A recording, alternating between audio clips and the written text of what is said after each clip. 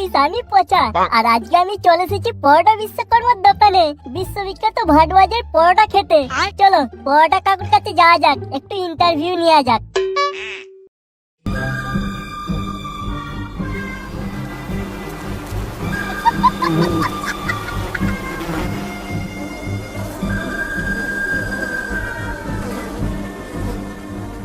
কাকু, ও পরোটা কাকু।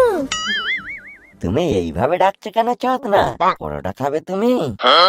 পরোটা তো খাবোই, তার আগে তোমার একটু ইন্টারভিউ নিয়ে নি।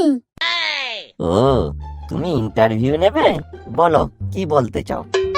আচ্ছা কাকু, তোমার পরোটাতে এমন কি আছে যে যার জন্য মানুষ এত পাগল হয়ে যাচ্ছে?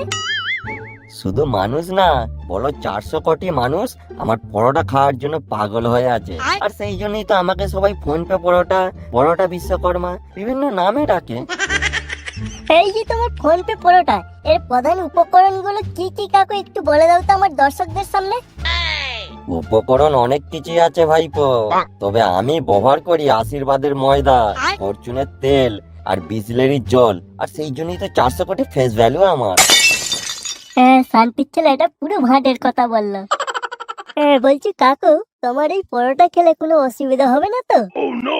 আরে ভাইপো, কোনো অসুবিধা নেই, এবি গ্যারান্টি আছে। হালকা কড়া ভাজা পরোটা গ্যাস, অম্বল, বুক জ্বালা সব সেরে যায়।